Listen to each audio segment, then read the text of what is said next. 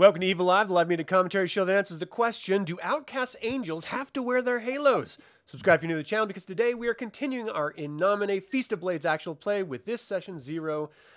There is a war between heaven and hell that has been raging since Lucifer's fall. Today we're creating a celestial to join in on that war and ultimately play through the Feast of Blades adventure. Thank you so much for joining me today, Chris. How are you?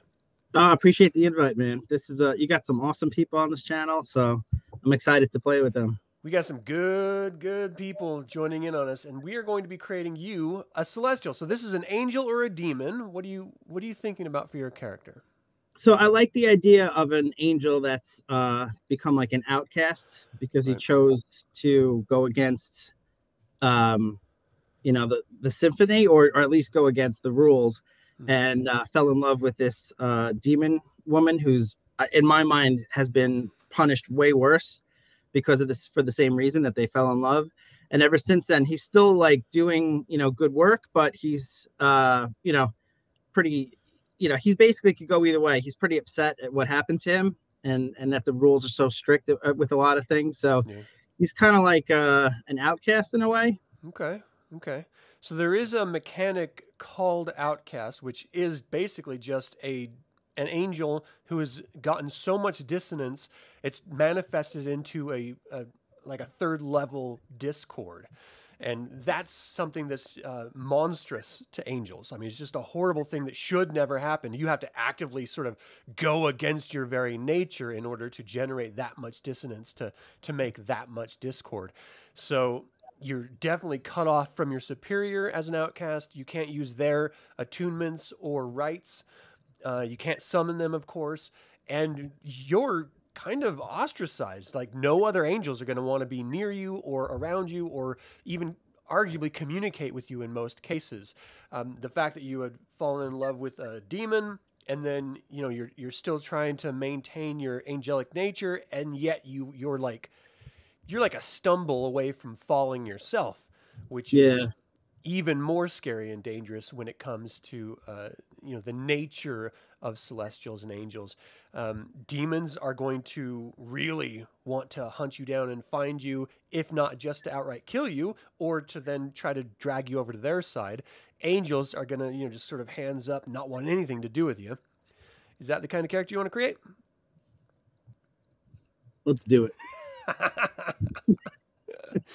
Okay, so let's, before we start getting into the specifics, we do need a little bit of a background, so we are going to have to choose a former superior just so we know where you came from.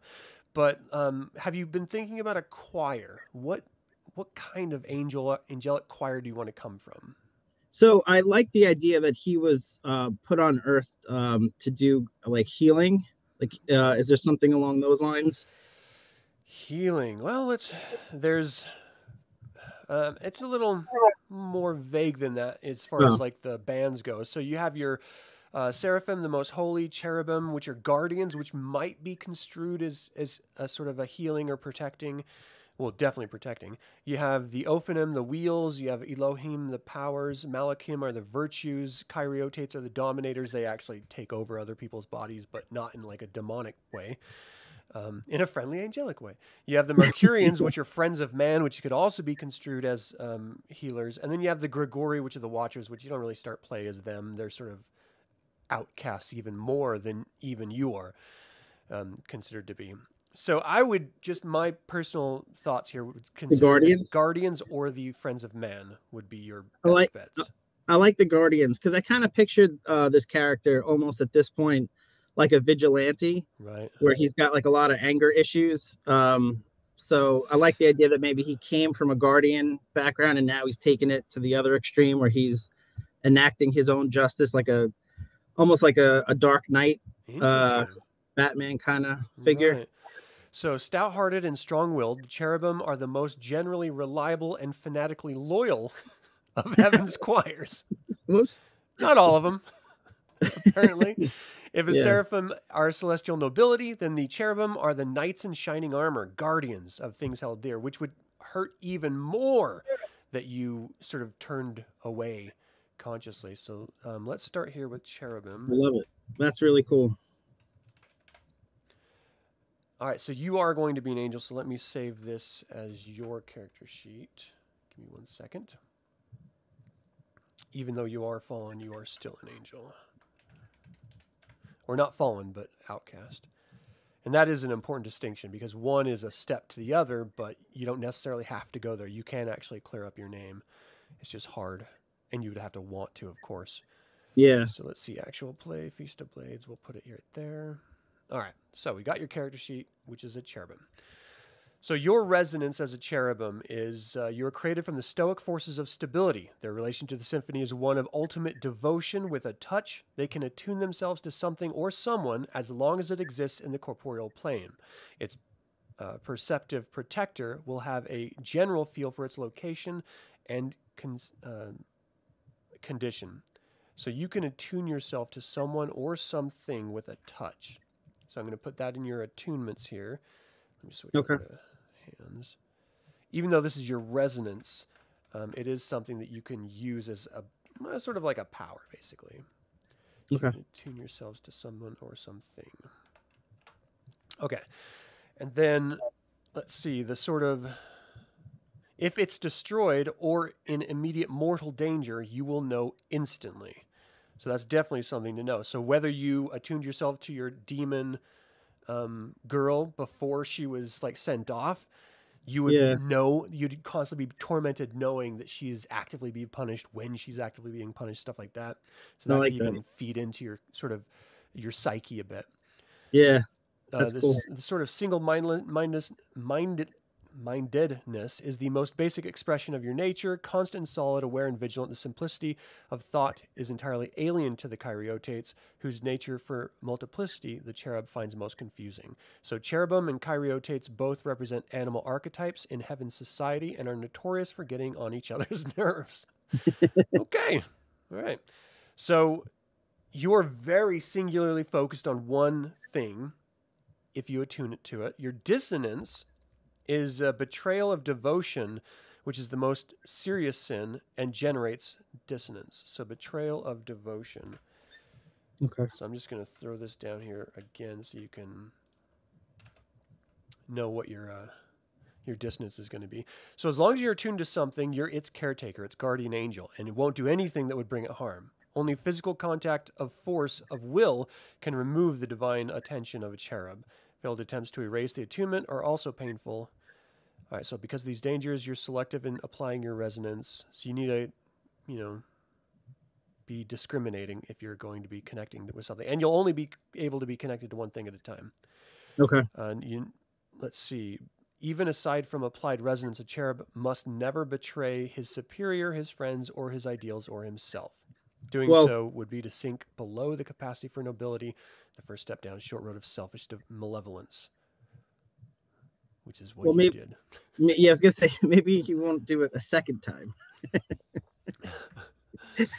So let's see. You're the ultimate celestial protector. You're the best angels to have as guarding your back. Musically, cherub prefer one-handed horns before sundown at night. They pull out their saxophones. Okay. I'm trying to look at what you look like here. As the ultimate celestial protectors, cherubim are the best angels to have. Although the cherub may say he needs no protection, the best angels in other choirs, led by the cherubim example. Where is your look? Why Western artists began depicting them as cute, pudgy, winged babies several centuries ago remains a mystery. The cherubim were not amused. Most suspect diabolical influence. Cherubim look like enormous winged animals, lions, bears, etc., suffused in golden halos. All right, so that's what you look. So you basically choose your animal form, and you have wings with it. That's cool. Which is kind of fun. But that's your celestial form. So usually, no one would ever see that normally. And then, of course, the game mechanics for it. You generate dissonance when you allow an object of your attention to be destroyed. So if the object of the attunement is broken and its parts separated, you can only detect the individual pieces on a check digit of 6. So we need to sort of talk about how you want to apply this. Is the reason you were dissonant because you connected to someone that ended up being a demon that you ended up having a relationship with, and they ended up getting hurt, and that's why you grew your dissonance. And the more dissonance because they're hurt, because you attuned yourself to them and you tried to protect them for so long, that it just sort of manifested in a discord within your soul, and that's what forced you out of heaven. Possibly in my head, and maybe yours makes more sense. We could roll with that. But in my head, I had it that this relationship was long standing. It was going on for a long time, and he started to see more and more that these lines between angels and demons are, a lot of them are way too like strict, and that there's a lot of gray areas between a lot of them. And he started to see a lot of points where he agreed with, he thought maybe the angels, their philosophy was too strict in a lot of areas and too restrictive. And he saw that, the demon side, or especially the female that he fell in love with, she had a lot of points. So I kind of saw it along those lines, that he was just kind of blurred, like the lines were blurred. Yeah. I don't know if that fits though with the narrative. Yeah, I mean, ultimately that's going to fit with your superior giving you dissonance, or you earning dissonance from your superior, not necessarily from your choir itself. But in either case, one is going to feed into the other, I think. And so, narratively, it's kind of, it's a little bit of yes and, both sides of it. So what about your former archangel? Who do you think would be a good former archangel for you? Let me see. So Blandine is the archangel of dreams. David is stone. Dominic is judgment. Eli is creation. Gabriel is fire. Judgment. You think judgment? So Dominic, that's going to be an interesting one. All right, so Dominic and his servants have been charged with maintaining order by rooting out corruption in the symphony, even among angels, especially among angels. Oh, interesting. So this is almost like that film noir situation where, even like The Departed, for example, where you're in the system seeking out and protecting and looking for flaws like a police officer or an investigator, and then you fall down the path of becoming corrupt yourself, and then you try to run or hide that corruption of not really agreeing with that sort of firm judgment from your superior, and that's what breaks you apart. Yeah, that's interesting. But now he's almost like the arbiter himself, and he's making judgment. He's casting judgment, with his sword, basically, on Earth, and he's almost taken on the role of what his superior was, just without the law and oversight. Yeah, exactly. Interesting. Okay. So normally when attuned to a subject of inquiry, Dominic's cherubim generate no dissonance if the subject is hurt. So while you were connected, you didn't make any dissonance through your choir. It was all through your perception of the symphony and your engagement with Dominic that created that dissonance, ultimately that discord. Interesting. Okay, that's cool. So again, it's your choice whether or not you ever want to sort of atone for your sins and seek, healing and getting rid of your discord through your current archangel, or maybe you're poached by another archangel or demon prince to try to wipe it away and have you come to their side. So there's a lot of kind of fun little options there. Ultimately, he was judgment. Okay. So we have the basic concept. That's pretty good. Sorry, I was just going to say, I like the idea of keeping it open to kind of see how it plays out, what the story is, and kind of, he could go either way depending on, what happens. No, it's totally up to you how you want to do it. Now, with all of these characters, we're all starting with 9 forces, which equate to 9 essences. Essence is just a way of generating extra luck or using powers within the symphony. Like songs, for example, which is kind of like magic. So we have 3 realms here. You have a pretty decent concept of what your character is going to be. Very much locked into the mortal plane. As an outcast, you cannot ascend to heaven, and because you're not a demon, you cannot descend to hell. And so you're kind of trapped here on the corporeal realm. Right. You do have access to the marches, which is that sort of dream world, if you want, if you will. But really, your day-to-day is going to be trapped in a vessel locked on Earth. So let's talk about how you want to divide up your essence between these 3 realms. I think it has to be majority corporeal, right? Based on his Yeah. You absolutely have to have one in each just to start, but you can Okay. choose how after that to divvy up the rest. So how do you want to do this? I think maybe 6 in corporeal Wow. Okay. So you because got it's one more to throw in either celestial or ethereal. um and the difference between celestial is the So that's your soul, your spirit, and spirit. it's Yeah. personified through perception and will. Now, Okay. perception is going to be important for you because that's how you perceive the symphony, Right. and it's how you use your resonance. Will is important when you're trying to sort of overcome other people's, natural ways of thinking and stuff. So you may not be as worried about that, but you will have, if demons are involved, and they are going to be involved, you will have to struggle against them. And that's why having a Mm. decent will and perception is kind of important for celestials, especially if you want to use, different songs and stuff like that. Yeah, and I remember you saying perception was really key for angels as opposed to demons, where it's more will. Yeah. So I guess I'll go perception with that extra point. So celestial, you Celestial. mean? Yeah. Celestial, sorry. Okay, so Yeah. your intelligence and your precision is not going to be very high because each force that you have in one of these realms, you get 4 character points to divide between the characteristics. Um, Okay. so, I mean, we can just start with ethereal. You have 1 in ethereal, which gives you 4. Do you want to go even and 2 in intelligence and 2 in precision, or do you want to change it up? Yeah, I like that. 2 and 2. Okay. And then for your celestial, because you have 2 in here, you have 8 points. How do you want to distribute those? I think 5 perception, 3 will. Okay. And then corporeal, you have you got a lot. You got 6 times 4, which is a number that I'm going to tell you in a second. It's 24. So how you want to break up that 24? Um, I like both, but let's do maybe 14 agility and 10 strength. Wow, you are a powerhouse of agility.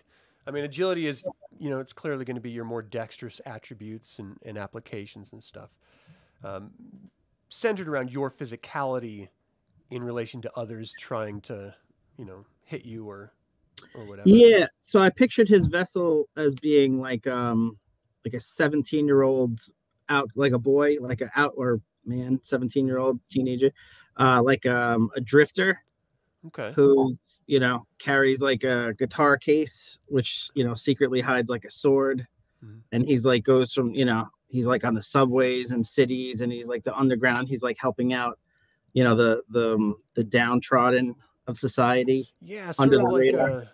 like a outlaw Josie Wales or like a Kane from Yeah. Kung Fu or like a Yeah. Bruce Banner from The Incredible Hulk. Yeah, The I could TV see that. series he used to do like town to town adventures. All right, Yeah. that's cool. I like the concept. I think it's great. I'm personally a little bit wary about you having so little in celestial and ethereal. Um, if you die, you're dead. I mean, Okay. if your spirit dies, and because you're in the corporeal realm, you don't have, you traveling to the celestial realm isn't possible. So maybe that's a good thing that you don't have a lot there. Right. It'll sort of Gotcha. shield you a little bit, as it were. Let's get your ethereal and celestial points out of the way really quick. So your mind points is determined by multiplying your ethereal forces times your intelligence. So 1 times 2, not just, good. just like real life. New This is math. great. Oh, jeez. That's really low. That's terrifying because if someone does mind points to you, you're going to drop. End Okay. up like in a coma or something. And then celestial is your multiplying celestial forces times your will. So 2 times 3, which is 6. So your celestial and ethereal is really, really bad, but I have a feeling your corporeal is going to be massively big. So you're just going to have to focus just on physical combat and stay away from those sort of songs and spiritual attacks. Gotcha. Okay, that makes sense. Okay, so let's talk about points here because ultimately your forces times 4 is how many character points you have in order to buy skills, or basically just resources, but it can be artifacts, roles, servants, skills, songs, or discords. Now, because you're an outcast, let's deal with the requirement here. So Outcasts cannot summon their archangel, ascend to heaven, or use their superior's rights. Other angels run a risk when associating with outcasts because you're an outcast. You can still travel through the marches and make use of any songs or attunements that you know. The sarcastic refer to outcasts as the tripped because they haven't quite fallen yet, so they're just tripped. That's cool. Where is the mechanic here? Because I'm pretty sure it says you start. Okay, so outcasts begin the game with 3 levels of one type of discord. So let's deal with that because that's going to give you extra points to spend.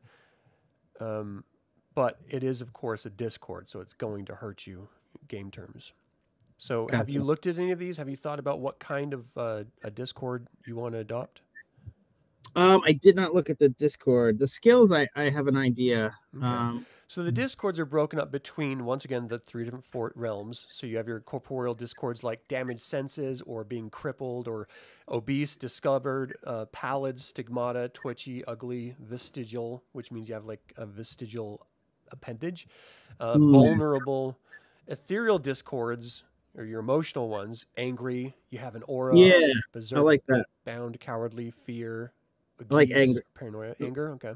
Anger, yeah. And then the Yeah. celestial discords, these are really tough because these are going to prevent you from actually generating essence at all. I mean, just having a discord is going to hurt, but having a celestial discord actually makes it challenging to even get into, like, get your essence every single day, which is sort of what feeds you. So your celestial blindness, gluttonous, greedy, lustful, merciful, murderous, need, slothful are the celestial ones. So you think angry is ethereal?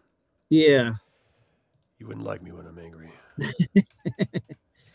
So you have to have a 3 in it just to start out, which gives you, I think it's 6, but let me double check. When a celestial ignores the true nature, because, let's see. Resource. Where's Discord? I think 85. Oh. Well, I'm looking for the resource of it, so it's... Oh, gotcha. Every level of discord taken during character creation gives 3 character points to spend elsewhere. So you have 9 extra points. So you start with 36 plus 9 equals 45. So you have 45 skill points, Okay. which is crazy. Oh, wait. This discord needs to go over here. There. So every angel that comes into contact with you has to go through a sort of a shock phase, a reaction roll to see how they handle seeing your discord because it's so obvious. You may not be feeling angry in a moment, but they are going to sense that discord because it's a stain on your celestial nature. I see. Which is kind of neat. I like that. Yeah. So let's look at the description of angry here. The character is in general an angry person. In a conflict situation, he must make a will roll minus his level of anger to avoid turning violent. So let me see. In a conflict situation, I'm trying to highlight it really quick. A will roll minus your level of anger to avoid turning violent. Whether or not he succeeds, the check digit is the number of hours he has until his angry feelings will again come into play. If you fail, you remain angry for a number of minutes equal to the check digit of the failed roll plus the level of anger. So that could be bad. Angry Elohim Habala must include their level of this discord when making dissonance rolls. Okay. It's like Colin's, all of Colin's D&D characters. Yeah, seriously. It's like Colin. It just... let's just say. Let's call it Colin a Colin here. Yeah, so I think that's going to be good. Again, you're not berserk and mindless, but you are furious, and it's going to affect how you engage with other people. So it is much more of a role-playing discord rather than like a game mechanic. I mean, there's a number of minutes that you're going to be pissed off, but how you react to that, you have some leeway there. Yeah, you're not a barbarian. It's more, you have more focused control of it. Yeah. Okay. So it said you can use any attunements. Now you have your resonance as an angel. If you can use your attunements, and you were Archangel of Dominic, that means you can buy Incarnate Law or Heavenly Judgment attunement and use it. They cost 10 each from Dominic himself, but it is up to you whether you want to or not. So the incarnate law is the angel innately knows which rules and regulations have been agreed upon by a place's humans inhabit. What? A place's human inhabitants. The rules and regulations have been agreed upon. I don't know how that. That almost sounds like Colin's character with the agreements. Yeah, it does. So I'll stay away from it, just not to duplicate. Yeah. Well, the second one is heavenly judgment. The angel may ask higher powers, whisper, not name, to make an immediate trial for the modest sum of 7 essence. The accused must be within the angel's eyesight and suspected of no less a crime than murder. If the accused is truly guilty, a luminous sword appears in the angel's hand that very second. Let justice be done. A voice booms from nowhere, and upon hearing these words, the sword flies to the attack, striking the victim once around for 7 hits of damage. The attack lasts until either the guilty party or the angel of judgment is dead, or until the invoker wills the judgment to end. Interesting. So it says it flies, the sword appears in the angel's hand, but the sword flies to the attack. So you're almost compelled with the sword to attack. You might use that as a role-playing excuse for your sword. Yeah. That actually is pretty cool. But it costs 7 essence. Okay. So that's a I lot. see. So you're, and the fact that you're an outcast, it doesn't make sense that you'd be able to contact higher beings. Yeah, like that's angels true. and stuff. So maybe we stay away from that just for that. Yeah. So could you pick neither? Yeah, of course. Yeah. All right. So then maybe, that makes more sense. All right. So artifacts. Do you want a special sword? Like a celestial sword? That would be sweet. Yeah. That it was given before all this. Yeah. I think that would be very, very interesting. So a talisman enhances a single skill.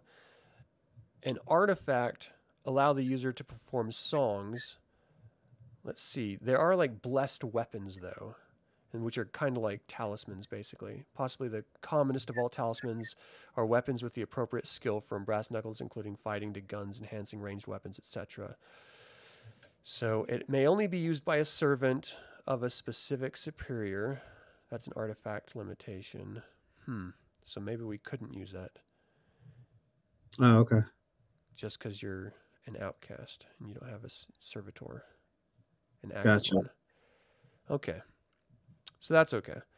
So let's talk about your vessel next then, because that's, I think, going to be it. Well, it may be a little bit of your character points, but maybe not, because you don't have a job. You're a kid. You wander around from town to town, so you don't have to worry about status or role.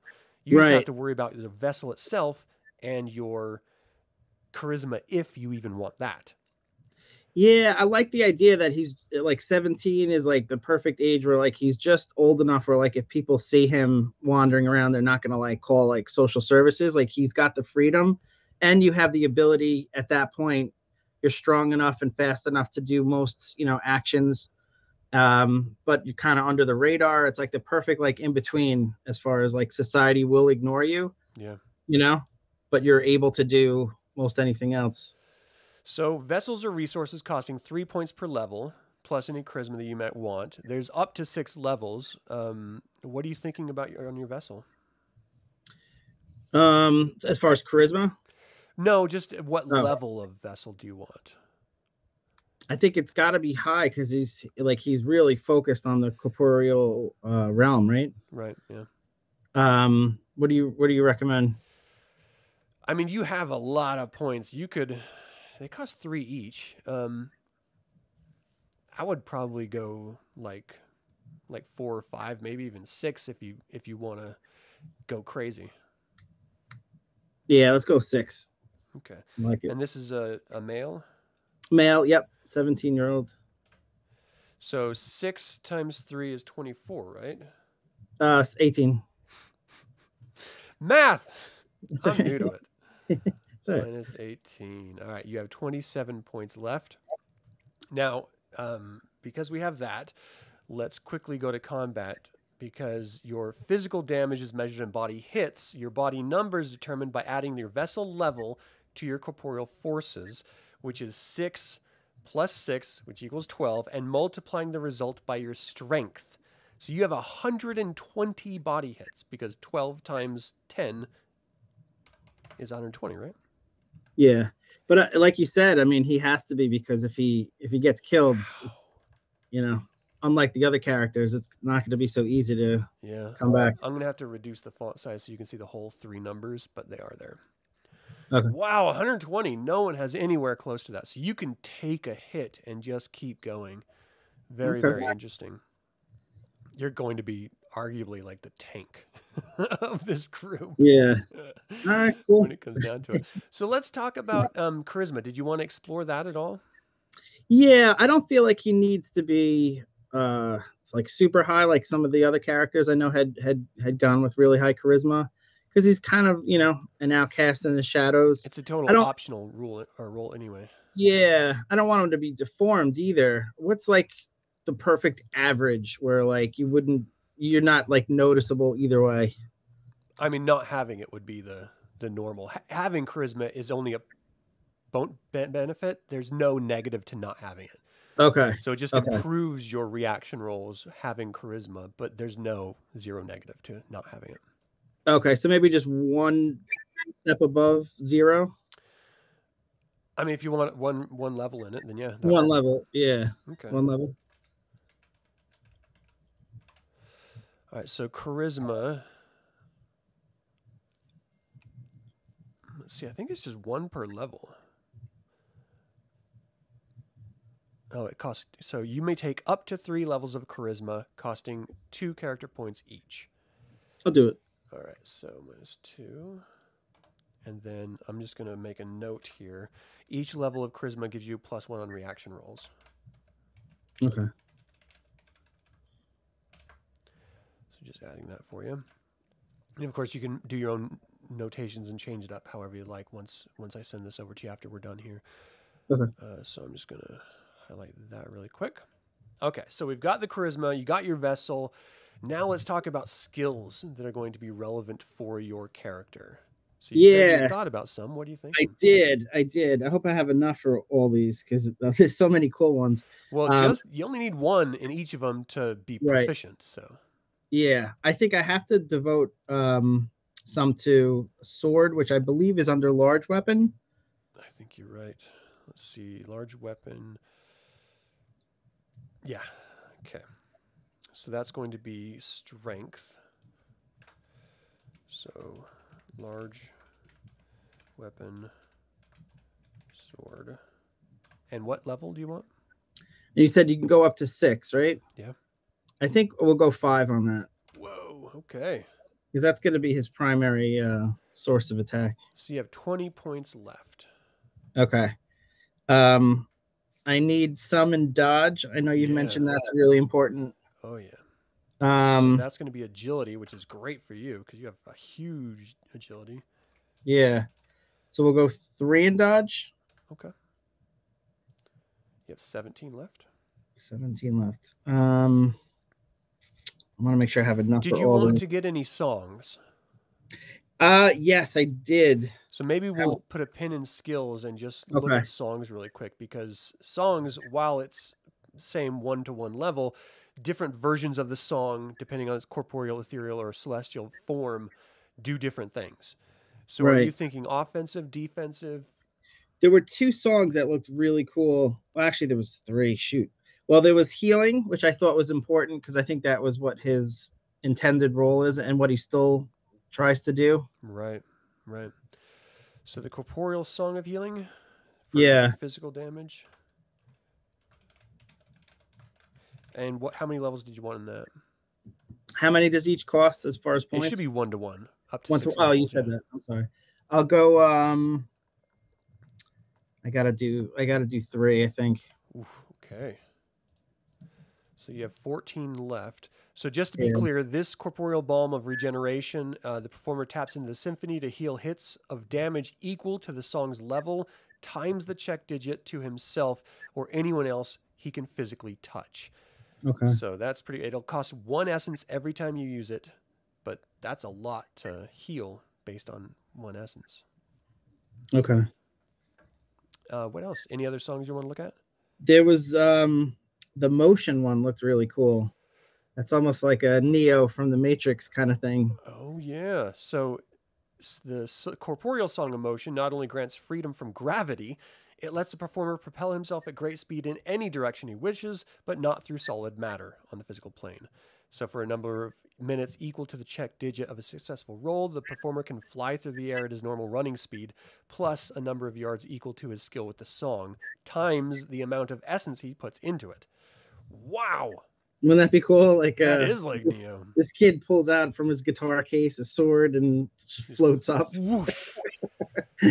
That's crazy. So the ethereal version lets you manipulate the world with your thoughts. You can control a number of pounds equal to your ethereal forces times the amount of essence spent. Well, that's interesting. And the celestial version lets the singer change an object's location within the symphony, like teleportation. Whoa. Yeah, that's pretty cool. Wild. So which ones did you want to explore? I think corporeal. Okay. Yeah. Song of Motion. And what level? I think I'll just do one. There's so many other cool things to pick. Yeah, for real. You have 10 points left. Okay.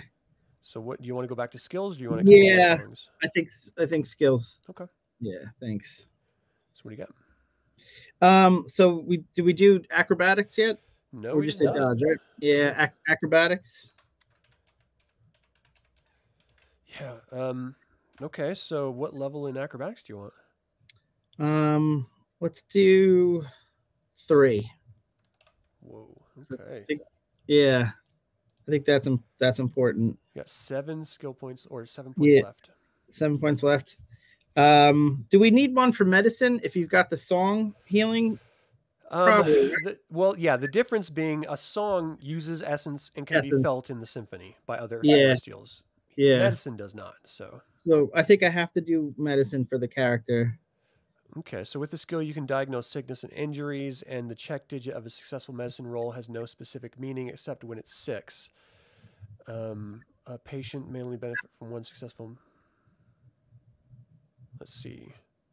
You treat the damage if adequate materials are available. So, okay. So, the roll has no specific meaning except when it's a 6, in which case the patient is helped as though the doctor has 1 level higher. A failed medicine roll has no ill effect. So where's the benefit? Oh, hits healed. Okay. Equal to the patient's strength, depending on the skill level. Gotcha. So what level in medicine do you want? That's precision. That is precision? Oh, okay. I'll do 1. Okay. You got 6 left. I think I do need at least 1 ranged weapon. Yeah. I kind of pictured he had like these crucifixes that have like a retractable blade that comes out of them. Throws them like throwing stars. So what kind of weapon you want for your ranged? Like the equivalent of like a throwing star, but I pictured it was like a crucifix with a blade. Let me think about that, because I'm not sure that's a ranged weapon as much as that's a thrown weapon or a small weapon. Oh, gotcha. But you're thinking it's like the actual crucifix itself, like it's a gun that shoots? No. I was just picturing it like a throwing star. So there is a separate skill for throwing. Is it more along those lines? Yeah, but the type of weapon that you would be throwing would be covered under small weapon. Okay, so I need 1 small weapon and 1 throwing at least? Yeah, I think so. Okay. All right, so forget ranged. Yeah. Okay, so small weapon is still precision. Is that what you wanted to do? Yeah, just to have an option. I think 99% of the time he'll be using the sword, but... So it says with each specific kind of small weapon. So did you want to put just stars, like the throwing stars? Yeah. I'll just put stars down for space here. Not stairs, stars, yeah. And not as cool as the crowbar bar. I can't say it. I know. It's a tongue tire. So how many levels in small weapon did you want?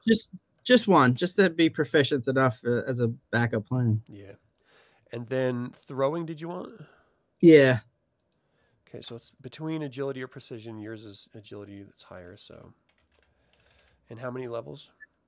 Just one. Okay. You got 4 skill points left. 4 points left. All right, this might actually work out okay because the other ones I wanted to do, and I might be able to do one in each, was tracking. Okay. Yeah, that works. It allows you to trail someone through familiar terrain. Okay, so tracking is perception. How many levels do you want in that? Just one. All right, you got 3 left. And then move silently. Nice. The skill covers various tactics a person could use to pass unnoticed, such as walking without making a sound, hiding in shadows, or disappearing in the crowd. Yeah. And that is agility. Ooh. Yeah. And how many levels? Just one. Just one in that. All right, that's it, right? I think there were 2 points left, or was that it? Is there 1 left now? If there's 2 left and this was 1, is that right? I thought there was 4 left, and then we did tracking 1 and my move silently 1. Calculator. As long as you're keeping track, because my calculator went away. So what else do you want? So we had tracking, move silently, and then the last 2, I was going to do 1 point each in detect lies. Okay. If he's trying to like pass judgment on someone, I thought that would be cool. Yeah. And the other one? Unarmed fighting, or it's just fighting. Just I think fighting. Okay. Yeah. Fighting depends on the type here. So Celestials can use the same martial discipline when they battle a sheer force of will instead of hammering away with strength. Let's see. Fighting is based on strength, intelligence, or will. So I would imagine yours is going to be strength. Strength, yeah. So in the corporeal world, this skill is unarmed combat, anything from brawling to formal martial arts. Nice. Okay. So fighting. And that's 1, you said? Yeah. Okay. He's gone from like a Batman to like a Neo from the Matrix, I just realized. Yeah, but still. Still pretty cool. You can do a lot with this thing. So clearly you moving up there with your sword and using acrobatics and dodging just to make sure that you're not hurt at all is going to be hugely helpful. And then you can just stand there and take hits. And it takes a long time to heal from those hits, but you can. Yeah. As long as you're not getting into ethereal or celestial damage. And then you'll be okay. But I think he could also help the party with the healing. Yeah. The song and also just the medicine skill. So definitely with the song of healing. He could be helpful in that way too. Yeah. Okay. That's interesting. This is an interesting character. Do you have a name that you've been thinking of? Yeah, I actually was like looking up names of like fallen angel archetypes from history, and I came up with Rosier, like Rossier, I think it's pronounced Rosier. Okay. Rossier. Yeah. Cool. I dig it. All right. We've got a young man who excels at physicality and sword fighting, but can also throw a star and hit someone in the face. That's always nice. And you can heal people. So that's going to be very helpful. You had a great backstory. I'm going to be writing up information about the about your relationship with this person and giving them a name and giving them a little bit of context in the game adventure as well. Yeah. So I'll be throwing that over your way. You've already sent me an image for your character, which I appreciate. Is that the one you still want to use? Yeah, if that's okay. Yeah. I think it works great. So I think we're pretty well set with this character. Is there anything else you wanted to sort of cover or talk about with him? No, I really liked the attunement. I never thought about that. But if he's still attuned to her, then he's constantly feeling her punishment because she was punished way more harshly than he was in my mind for the same relationship. So the fact that he's experiencing her torture on a day-to-day basis, that plays into why he's angry. Yeah. So it all kind of, fits better than I planned it. It's pretty cool. I like that a lot. Well, this is a great character, man. Thank you so much for coming on, and I can't wait to get together with you and play this role-playing game. I think we're going to have a lot of fun, and it's going to be as complex and weird and crazy as we want it to be, which is probably pretty. Yeah, I appreciate it, man. There's a lot of work being a game master or a dungeon master, and you do it a lot, and I really appreciate it, man. It's awesome. Thank you very much. All right. Well, thank you all so much for watching today's In Nomine Feast of Blades Session 0. Subscribe and ring the bell to get notified about upcoming videos. And, of course, if you're new to the channel, don't forget to click the like button and comment to let others know about this award-winning role-playing game and this channel. And as always, remember, the evil spelled backwards is live. So get out there and be evil. Throwing stars evil. Throw your throwing stars from your crucifixes.